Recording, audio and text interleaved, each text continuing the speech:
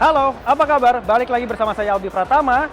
Selamat datang di CNN Indonesia Drive, tempat berita terbaru seputar dunia otomotif dari beragam sisi. Mulai dari review mobil dan juga motor terbaru, teknologi mutakhir, sampai dengan hal yang lagi panas diperbincangkan oleh Anda, si paling otomotif.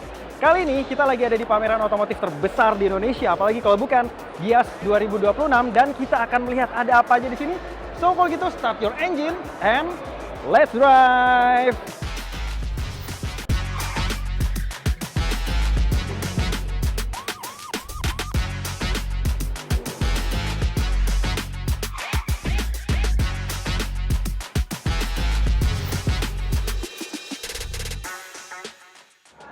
Yang namanya mobil sport atau supercar itu memang selalu menggoda serta menjadi pusat perhatian kalau dipajang di pameran-pameran auto show kayak Gias 2026 ini. Tak terkecuali MG Cyberster yang ada di belakang saya, tapi ini adalah mobil sport bertenaga listrik. Nah, di Gias 2026 kebetulan ada mobil-mobil sport dan juga supercar yang berperforma tinggi, punya nilai heritage di masa lalu yang juga cukup panjang, ada di sini. Dan karena kita sudah ada di Gias 2026, gimana kalau kita langsung lihat satu persatu mobil-mobil sport dan juga supercar berperforma tinggi yang ada di sini? Mari kita jalan dari hall ke hall, dari booth ke booth Gias 2026. Di Gias 2026, mobil sport pertama yang sangat-sangat ikonis adalah Honda Prelude. Nah, kalau teman-teman ini adalah seorang car enthusiast sejati atau penggemar JDM atau kepanjangannya Japanese Domestic Market, pasti udah nggak asing dengan nama Honda Prelude. Setelah 24 tahun vakum sejak terakhir kali diproduksi di generasi kelimanya tahun 2001, akhirnya Honda Prelude ada lagi di tahun 2026. Awal tahun kemarin kita ngeliat mobil ini masih jadi pajangan aja ataupun showcase, dan sekarang udah dijual resmi. Harganya sekitar 950 juta, lebih dikit lah, sekitar segitu. Dan mobil ini masih mengusung desain sport yang benar-benar ciri khas mobil sport Jepang. Kita lihat deh sampingnya nih. Dia modelnya sedan, sampai ke tengah dia melandai. Nah, terus belakangnya tuh liftback ataupun fastback gitu ya, ala mobil sport Jepang kayak Honda Prelude masa lalu, Toyota Celica, Mitsubishi Eclipse dan lainnya. Jadi kalau misalnya kita buka bagasinya, ini kebuka sampai kaca-kacanya. Nah, biasanya di sini jadi tempat buat modifikasi audio system dan lain sebagainya. Dan kalau misalnya kita bahas soal teknologinya, Honda Prelude terbaru ataupun generasi ke-6 ini udah dibekali dengan motor listrik. Yes, mobil ini udah berpenggerak hybrid. Mesinnya 2000 cc dan penggeraknya roda depan front wheel drive alias FWD. Tenaganya 203 PS dengan torsi 315 Nm. Dengan harga nggak nyampe 1 miliar, kira-kira mobil ini worth it apa nggak buat dibeli di Gias 2026? Sekarang kita udah ada di booth-nya Mini, dan di sebelah saya sudah ada Mini S-Man. Nah, Mini S-Man ini adalah varian mobil listrik. Kok bisa kita masukin ke mobil-mobil berperforma tinggi? Karena tenaga yang dihasilkan oleh sebuah Mini S-Man ini sama sekali nggak mini, nggak kayak namanya. Mobil ini dibekali baterai listrik sekitar 54,2 kWh yang bisa diajak jalan ataupun menempuh jarak sejauh 355 km WLTP satu kali cas. Tenaganya lebih gede dari Honda Prelude yang tadi udah kita review, yaitu 258 horsepower dengan torsi 350 Nm. 0 sampai dengan 100 km per jam tuntas dalam waktu sekitar 6,4 detik aja. Nah, ini juga adalah generasi pertama dari Mini S-Man yang dapat sentuhan dari John Cooper Works. Kalau lain-lainnya biasanya mobil-mobil mini yang pakai mesin bensin 2000 cc turbo, tapi ini adalah mobil listrik. Nama John Cooper sendiri bukan sembarang nama. Itu adalah seorang legenda engineer yang bisa menyulap sebuah Mini di masa lalu dan bisa memenangkan ajang balap rally Monte Carlo secara hampir 3 kali berturut-turut, mulai dari 1964, 65, sampai 67. Unitnya sekarang ada di sebelah saya, yang ukurannya masih sesuai dengan namanya, yaitu Mini, berukuran mini. Nah, mobil inilah yang disulap oleh John Cooper untuk bisa mengikuti ajang balap rally Monte Carlo dan menang kejuaraan tersebut. Dan bisa kita lihat ada tulisan Rally Monte Carlo di sebelah sana tahun 1965. Kalau kita lihatin dimensinya, antara Mini yang sebelah kanan dengan Mini yang sebelah kiri benar-benar jomplang banget. Nah, di Gias 2026, John Cooper Works untuk Mini S-Man ini dibanderol dengan harga 1,341 miliar rupiah. Apakah menurut Anda mobil listrik kencang ini worth it untuk diboyong dari Gias 2026? Jawabannya ada di tangan Anda yang termasuk orang have.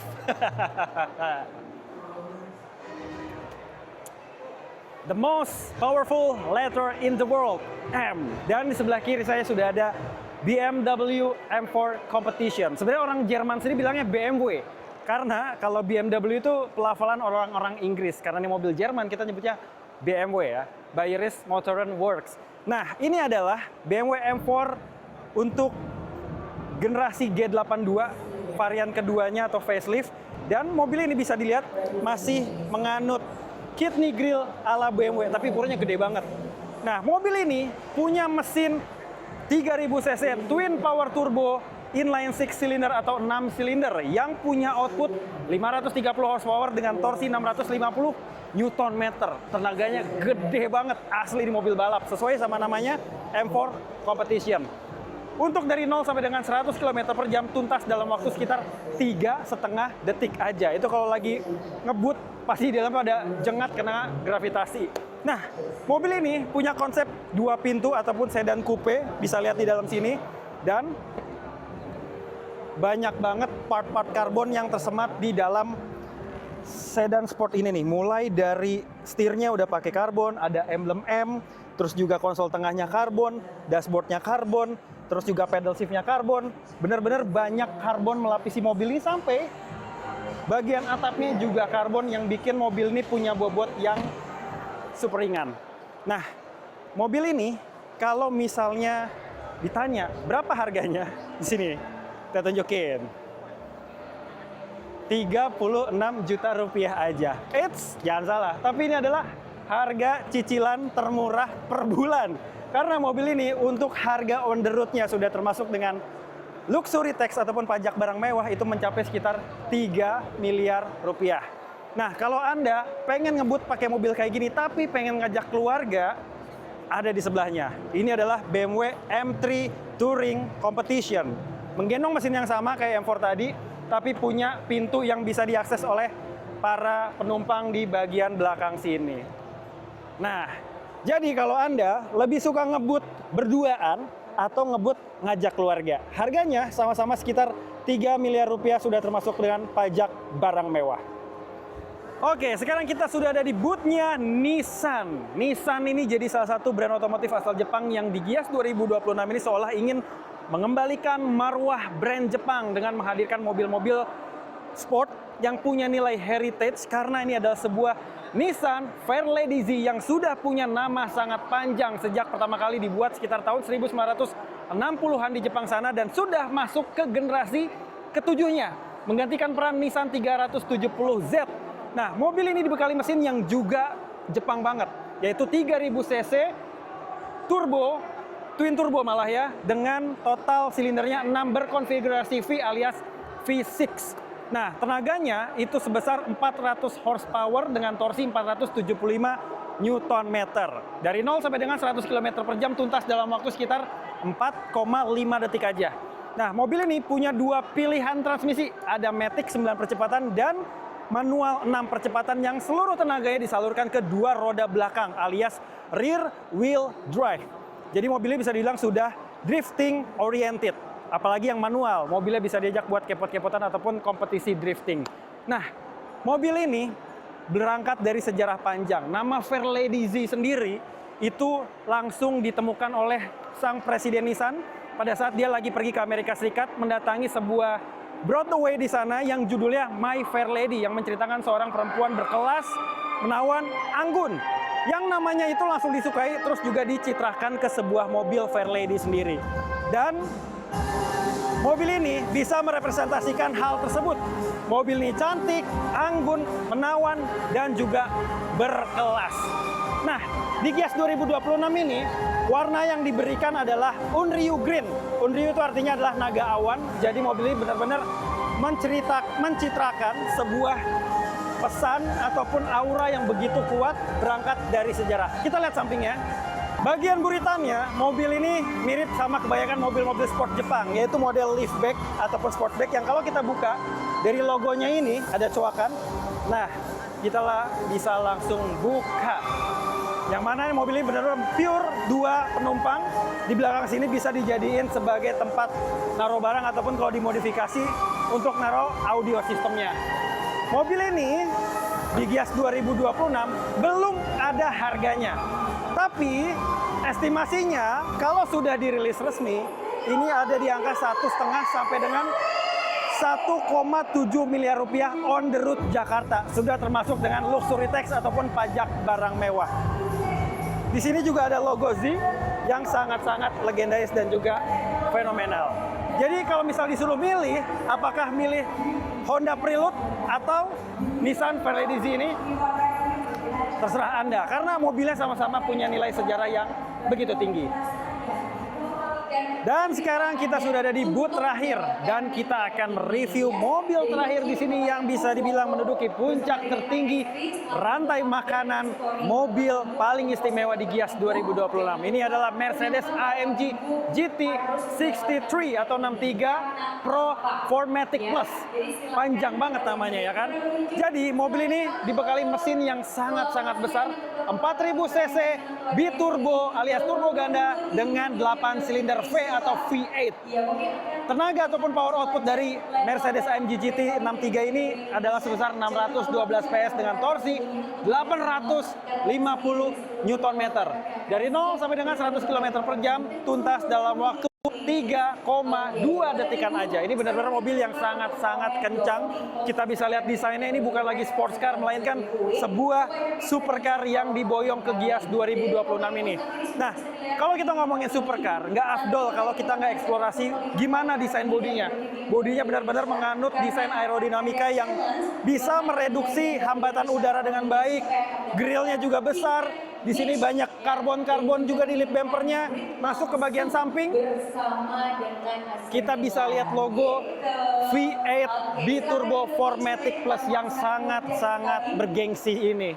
Di samping juga sudah ada velg berukuran 21 inci dan juga side skirt karbon, spion karbon, dan juga rear spoiler karbon yang sangat-sangat lebar. Bisa buat jadi meja makan. Kita ke belakang sini, diffusernya juga sudah pakai karbon, knalpotnya ada 4, dan ada tulisan AMG yang jadi identitas bahwa mobil ini sudah dituning secara engine oleh divisi AMG ataupun performa tingginya Mercedes. Ada tulisan GT 63 dengan checker flag yang menandakan mobil ini adalah mobil yang bisa dipakai balap. Menariknya, mobil ini sekarang ditugaskan dalam ajang balap Formula One sebagai safety cars. Nah, di Gias 2026, mobil ini juga dinobatkan sebagai mobil dengan harga paling fantastik di sini, yaitu hampir 10 miliar rupiah, tepatnya 9,8 rupiah off the road. Jadi mobil dengan harga sekitar 10 miliar rupiah ini sudah menanti untuk dibeli oleh para sultan dan orang-orang super have yang ada di Indonesia. Dan itulah tadi mobil-mobil sport ataupun supercar yang ada di Gias 2026. Dari kelima mobil yang ada, mana yang jadi favorit kalian ataupun yang paling kalian incar untuk dimiliki? Albi Pratama, Bara Maestro, Tangerang, Banten.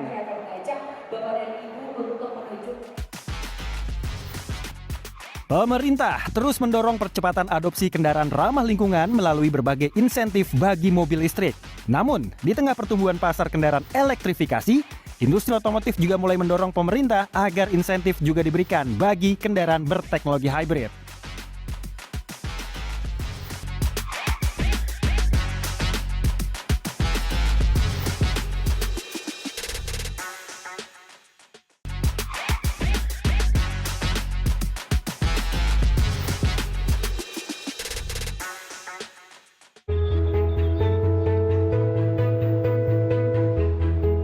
Pasar kendaraan hybrid atau dua sumber energi di Indonesia terus menunjukkan pertumbuhan yang signifikan. Data Gaikindo mencatat penjualan wholesale mobil hybrid pada semester pertama 2026 mencapai 42.366 unit.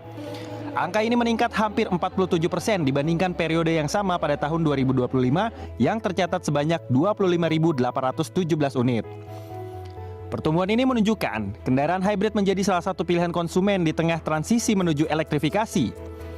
Meningkatnya permintaan juga diikuti semakin banyaknya produsen yang memasarkan kendaraan elektrifikasi di Indonesia. Jika sebelumnya pasar didominasi oleh Toyota, Honda, Nissan, Suzuki, dan kini diikuti oleh Mitsubishi asal Jepang, brand otomotif asal China seperti Chery Group serta BYD juga turut menghadirkan mobil teknologi hybrid, plug-in hybrid, hingga REEV. Toyota Astra Motor sebagai pionir dari mobil hybrid di Indonesia menyatakan, jika pemerintah memutuskan memberikan insentif bagi mobil hybrid, kebijakan tersebut dinilai dapat memperluas akses masyarakat untuk mengenal dan menggunakan teknologi elektrifikasi. Meski demikian, keputusan akhir tetap menjadi kewenangan dari pemerintah. Dan itu juga pastinya pasti akan membuka peluang buat teman-teman juga yang pastinya sekarang masih belum pernah merasakan untuk hybrid. Jika memang itu bisa, stimulan itu ya, ataupun insentif itu bisa membuka akses buat semua rakyat Indonesia untuk mencoba hybrid, ya pastinya kita akan dukung. Dan itu kita kembali kepada kebijakan pemerintah. Dorongan pemberian insentif bagi hybrid, PHEV, dan REEV juga datang dari Gabungan Industri Kendaraan Bermotor Indonesia atau GAIKINDO. Menurut GAIKINDO, ketiga teknologi tersebut tetap mampu menekan konsumsi bahan bakar dan emisi gas buang, tidak bergantung pada ketersediaan stasiun pengisian daya, serta memiliki harga yang lebih terjangkau dibandingkan mobil listrik murni. Yang tak kalah penting, kendaraan dengan teknologi ini masih menggunakan banyak komponen mesin konvensional, sehingga dapat menjaga keberlangsungan industri pemasok komponen otomotif dalam negeri. Kita jangan sampai begitu dong. Maka dari itu, waktu itu kami mengusulkan, Pak, tolong diperhatikan. Ini mobil hybrid, plug-in hybrid, REEV, kalau nanti ada insentif, tolong dikasih deh. Nggak usah sama seperti BEV, tapi dikasih karena ini juga bagus.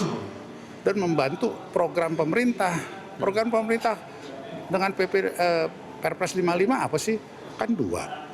Ingin akselerasi mobil-mobil BEV supaya dua hal. Yang pertama, subsidi BBM bisa dikurangi.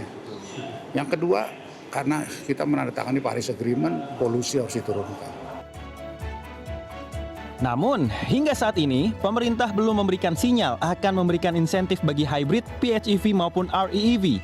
Pemerintah melalui Menteri Keuangannya yakni Purbaya Yudi Sadewa menegaskan fokus kebijakan masih ditujukan untuk mendorong pengembangan mobil listrik berbasis baterai murni. Saya belum dengar rencana itu, yang saya dengar rencananya adalah EV aja. EV aja. Yang baterai nickel base sama baterai lithium base agak beda sedikit. Mobil berteknologi hybrid, plug-in hybrid atau PHEV dan REEV, hingga mobil listrik berbasis baterai merupakan bagian dari ekosistem New Energy Vehicle atau NEV. Masing-masing memiliki karakteristik berbeda, namun sama-sama bertujuan untuk menekan konsumsi bahan bakar dan emisi kendaraan. Bagi konsumen, teknologi ini juga memberikan pilihan yang lebih fleksibel karena tetap dapat mengandalkan bahan bakar maupun tenaga listrik untuk menempuh perjalanan jarak jauh. Kini, keputusan berada di tangan pemerintah. Apakah insentif akan tetap berfokus pada mobil listrik murni atau diperluas ke seluruh ekosistem kendaraan energi baru? Tim Liputan CNN Indonesia. Pemprov DKI Jakarta mulai mempercepat pembangunan ataupun penataan kawasan Dukuh Atas Jakarta Pusat dengan cara melakukan pembangunan pedestrian deck. Hal ini dilakukan guna bisa mempermudah antar moda, selain itu menimbulkan dampak positif lainnya seperti pertumbuhan ekonomi serta area bisnis di kawasan tersebut. Kemacetan lalu lintas di Jakarta selama ini menjadi tantangan harian warga perkotaan. Meski transportasi umum menjadi solusi utama, buruknya konektivitas antar moda kerap menjadi kendala utama yang membuat masyarakat enggan beralih dari kendaraan pribadi.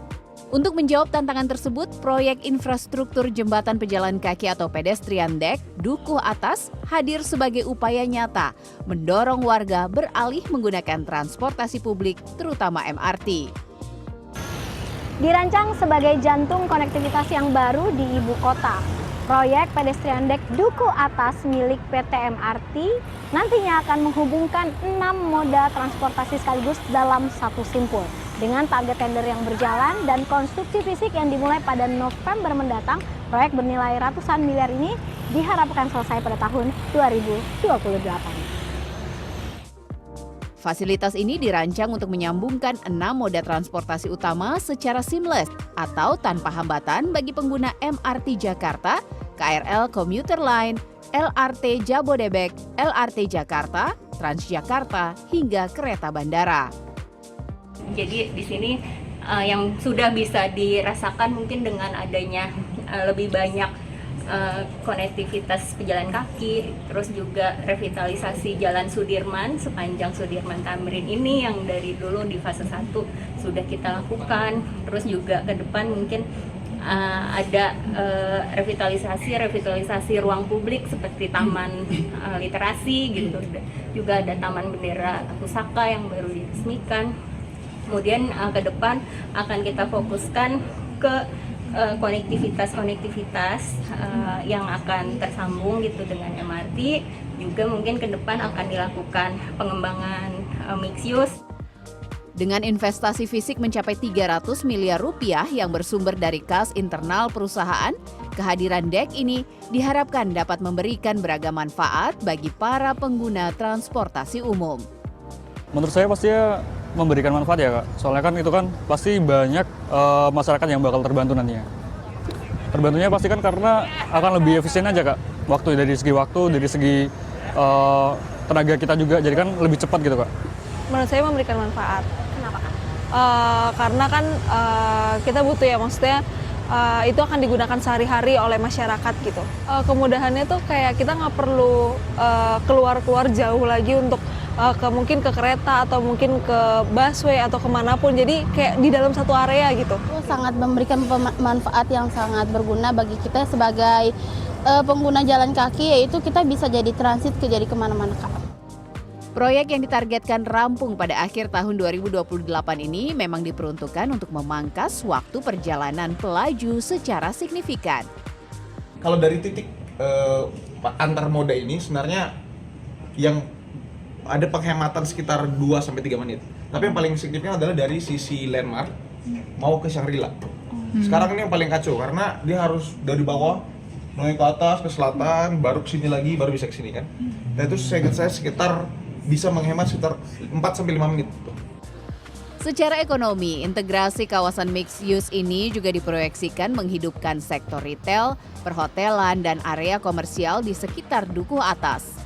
Model bisnisnya juga dirancang mandiri dengan pemanfaatan ruang seperti titik iklan yang menghadap langsung ke jalan raya yang menjadi sumber pendapatan utama untuk biaya pemeliharaan infrastruktur tersebut. Melingkar seluas ribuan meter persegi, pedestrian deck Dukuh Atas ditargetkan untuk menjadi infrastruktur publik yang diharapkan mampu bertransformasi menjadi pusat pertumbuhan ekonomi baru yang mandiri. Selain itu juga memberikan konektivitas matang bagi pengguna transportasi umum dengan efisiensi waktu melalui ekosistem urban yang terintegrasi di dalamnya. Sufiani Tanjung, CNN Indonesia, Jakarta.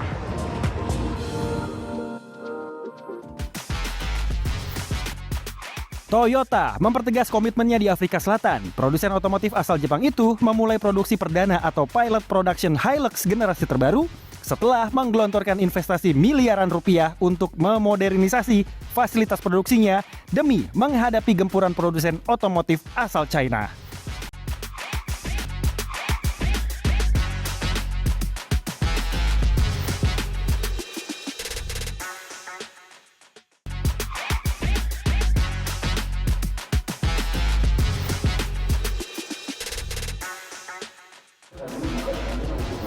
Brand otomotif Volvo mencatatkan laba yang turun pada kuartal kedua tahun 2026. Namun, brand otomotif global asal Swedia ini tetap optimistis dengan meluncurkan SUV listrik terbaru mereka, yakni EX60. Sementara itu, Toyota resmi mempertegas komitmennya di pasar Afrika Selatan, di mana brand otomotif asal Jepang ini resmi memproduksi untuk pertama kalinya produk Toyota Hilux terbaru di negara tersebut setelah menggelontorkan dana miliaran rupiah yang juga menjadi strategi untuk melawan gempuran brand otomotif asal China. Produsen otomotif asal Swedia Volvo Cars mencatat laba operasional sebesar 800 juta krona Swedia atau sekitar 1,5 triliun rupiah pada periode April hingga Juni 2026. Angka tersebut turun 1,6 miliar krona Swedia yang dibukukan pada kuartal pertama tahun ini. Volvo yang mayoritas sahamnya dimiliki Geely Holding dari Cina menyebut penurunan laba terjadi di tengah tekanan industri otomotif global. Margin laba kotor perusahaan juga turun menjadi 16,8% dari 18,5% pada kuartal sebelumnya. Meski demikian, Volvo optimis kinerjanya akan membaik pada paruh kedua tahun ini. Perusahaan mengandalkan peningkatan produksi SUV listrik terbaru EX60 sebagai motor pertumbuhan baru, didukung membaiknya permintaan di Eropa dan Amerika Serikat. Selain memperkuat lini kendaraan listrik, Volvo juga terus menjalankan program efisiensi. Dari target penghematan biaya sebesar 30,6 triliun rupiah, perusahaan mengklaim telah merealisasikan penghematan 8,5 triliun rupiah 6 bulan lebih cepat dari awal. Di tengah persaingan kendaraan listrik yang semakin ketat dan tekanan tarif perdagangan global, Volvo berharap peluncuran EX60 serta langkah efisiensi yang dilakukan mampu mengembalikan pertumbuhan penjualan dan meningkatkan profitabilitas perusahaan pada sisa tahun 2026. Toyota Afrika Selatan resmi memulai pilot production atau produksi perdana Hilux generasi terbaru di pabrik Durban, Afrika Selatan. Hingga saat ini, lebih dari 77% dari program investasi senilai 10,4 miliar rand atau sekitar 11,4 triliun rupiah telah terrealisasi. Today is about much more than the launch of a new vehicle. It is about confidence in South Africa. It is about the enduring value of long-term investment. It is about the strength of South African workers, the engineers, the technicians, researchers, as well as entrepreneurs. It is about our shared determination to build an economy that produces, that innovates, that exports, and that creates jobs and creates value. Investasi tersebut digunakan untuk meningkatkan kapasitas pabrik di kota Durban termasuk pembangunan pusat logistik baru, fasilitas pelapis sasis, serta pemasangan peralatan produksi modern dan sistem robotik. Program investasi dijadwalkan rampung pada Juni 2027. We've committed 10.4 billion rand to this project, making it the single largest product investment in the history of Toyota South Africa Motors. At a time when both the global and the South African automotive industries are undergoing profound change, this investment reflects Toyota Motor Corporation's confidence in South Africa, our people, and our manufacturing future. Toyota menargetkan produksi hingga 140.000 unit Hilux generasi baru setiap tahun, termasuk untuk kebutuhan ekspor ke Eropa dan berbagai negara di Afrika. Model terbaru ini dibekali fitur keselamatan dan teknologi bantuan pengemudi yang lebih canggih. Langkah besar Toyota ini sekaligus menjadi upaya mempertahankan dominasinya di pasar pickup Afrika Selatan di tengah ekspansi agresif produsen otomotif asal Cina seperti GWM dan Chery yang semakin memperketat persaingan di kawasan tersebut. Informasi tadi sekaligus menutup jumpa kita di CNN Indonesia Drive edisi kali ini. Jangan lewatkan untuk terus menyaksikan CNN Indonesia Drive setiap Sabtu pukul 21.30 waktu Indonesia Barat.